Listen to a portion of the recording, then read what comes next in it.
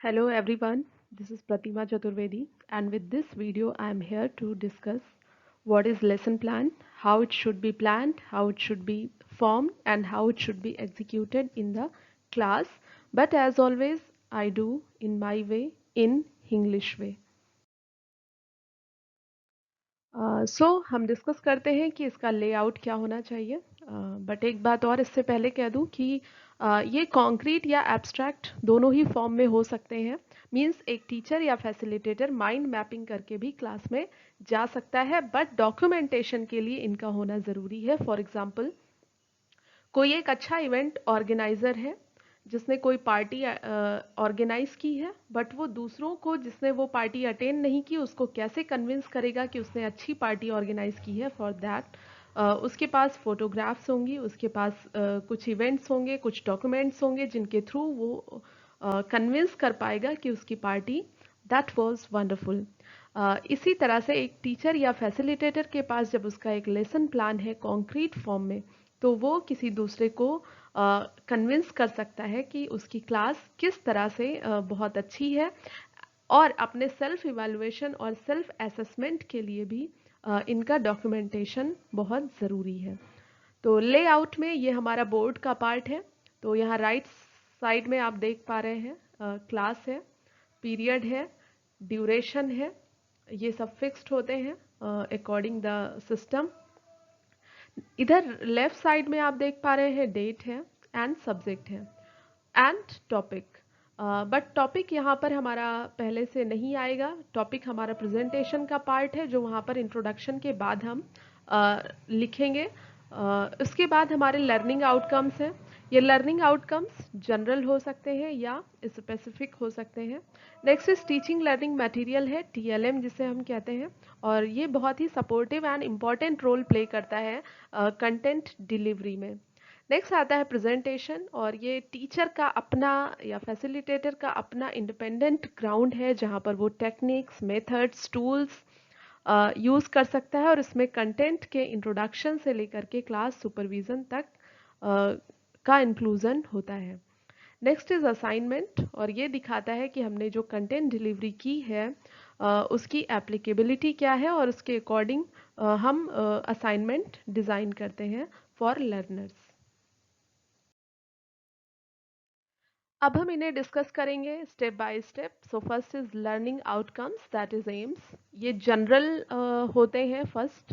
तो जनरल में हम क्या करेंगे, जो हमारा सब्जेक्ट है उसके अकॉर्डिंग हम जनरल एम्स रखेंगे। फॉर एग्जांपल हम यहाँ इंग्लिश लेते हैं, तो इंग्लिश के लिए जनरल एम्स हमारे क्या हो सकते हैं, to make learners able to understand the structure of English language. वो सेंटेंसेस के स्ट्रक्चर्स को पहचान पाएँ, जैसे अफर्मेटिव है, इम्परेटिव है, इंटेरोगेटिव है, या फिर कुछ और। Next, to develop the organised attitude for the language. Organised attitude का मतलब यहाँ पर साइंटिफिक एटीट्यूड से है, और कोई भी लैंग्वेज का जो स्ट्रक्चर होता है वो हमेशा साइंटिफिक होता है। Next is to make them able to comprehend and to express by the medium of the particular language. And next is to develop their insight for the foreign language as a skill, and skill are for one's growth. तो ये हमें convince करना होगा अपने learners को, क्योंकि English is not our mother tongue, ये हमारे लिए एक फॉरेन टंग है, और इस फॉरेन टंग को हमें एक स्किल की तरह लेना होगा जिससे कि हम अपनी ग्रोथ में, अपने डेवलपमेंट में यूज़ करेंगे। फिर what might be the specific objectives. Objectives यहाँ पर इसलिए हो गया क्योंकि जब हमारे एम्स किसी छोटे छोटे स्टेप्स में डिवाइड हो जाते हैं, उनके जो फोकस होते हैं वो वाइड से थोड़ा सा नैरो हो जाते हैं, या किसी स्पेसिफिक कंटेंट पर बेस्ड हो जाते हैं, तो उन्हें हम ऑब्जेक्टिव्स कहते हैं। तो ये पर्टिकुलर टॉपिक पर बेस्ड होते हैं। जैसे कि आप अगर क्लास में नाउन पढ़ा रहे हैं, तो वो जो हमारा लर्नर है, he should be able to find out noun in sentences, in paragraphs etcetera. आप किसी सराउंडिंग्स में हैं, आप नेचर में हैं, आप क्लास में हैं, तो वो बता पाए कि यहाँ पर कौन कौन से ऑब्जेक्ट्स हैं जिन्हें हम नाउन कह सकते हैं। साथ ही वो उन्हें क्लासीफाई कर पाए कि ये कौन सा नाउन है। फॉर एग्जांपल, आपने उसे एक बुक दिखाई तो वो ये बता सके, अगर आपने काइंड्स ऑफ नाउन भी पढ़ाए हैं, बताए हैं, तो वो ये बता सके कि जो बुक है वो कौन सा नाउन है। फिर नेक्स्ट है are able to frame the sentences expression by using the nouns in their surroundings. Means वो केवल बता ना सके बल्कि उनसे अपने सेंटेंसेस को भी फ्रेम कर सके और अपने एक्सप्रेशंस दे सके। नेक्स्ट है कि हमें टीएलएम क्या चाहिए। तो टीएलएम बहुत इंपॉर्टेंट पार्ट है, ये बहुत सपोर्टिव और हेल्पफुल कंटेंट है हमारे कंटेंट डिलीवरी का। तो यहाँ पर हमारा जो टीएलएम है वो ऑडियो हो सकता है। ऑडियो मीन्स जो सुनाई देने वाले, जैसे आप छोटी छोटी क्लिप्स सुना सकते हैं। आप पोएम्स के लिए अगर कोई सॉन्ग या कोई पोएम पढ़ाना चाहते हैं तो आप उसकी ऑडियो क्लिप सुना सकते हैं।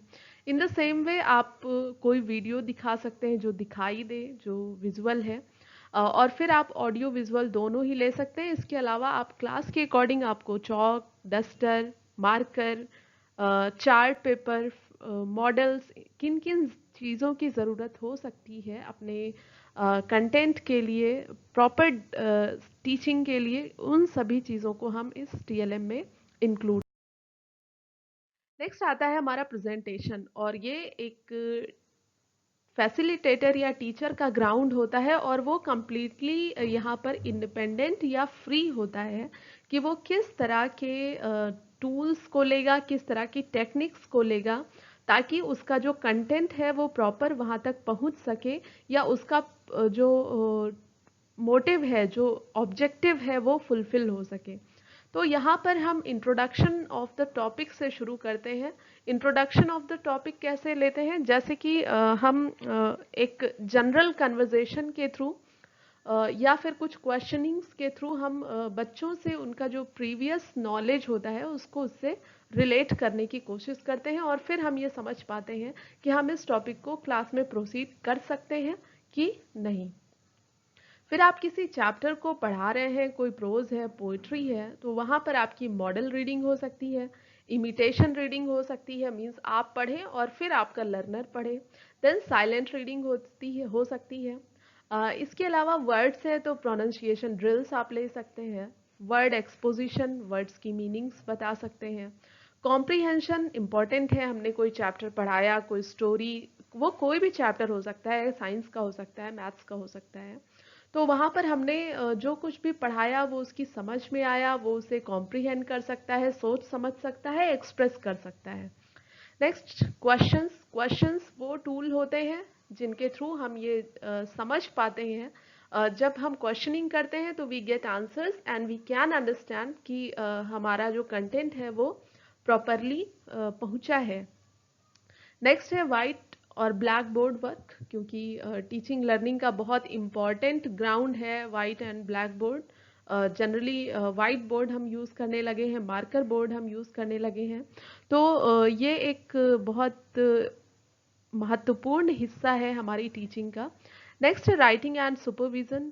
कॉम्प्रीहेंशन के बाद वो एक्सप्रेस कर सकते हैं, चाहे वो ओरल हो या रिटन फॉर्म में हो, और फिर टीचर का सुपरविजन कैसा है, सपोर्टिव सुपरविजन होना चाहिए, जिससे कि उसे समझने में, सीखने में हेल्प मिल सके। ऑटोक्रेटिक नहीं होनी चाहिए क्लासरूम, डेमोक्रेटिक प्लान्स होने चाहिए हमारे पास। इस तरह की और भी सारी चीज़ें हैं जो एक टीचर जैसे चाहे, एक फैसिलिटेटर जिस तरह से चाहे यहाँ पर इंक्लूड कर सकता है।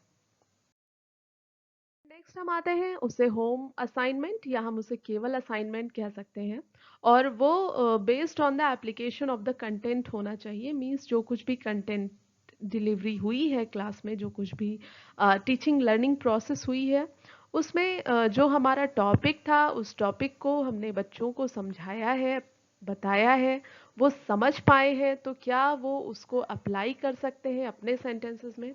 इस तरह का हमें कुछ असाइनमेंट उनके लिए तैयार करना होगा, और इस तरह से हम सक्सेसफुल हो पाएंगे अपने उस एम में, अपने ऑब्जेक्टिव में, जो हम इंग्लिश लैंग्वेज या किसी भी सब्जेक्ट को पढ़ाने के लिए हम ओरिएंटेड हैं।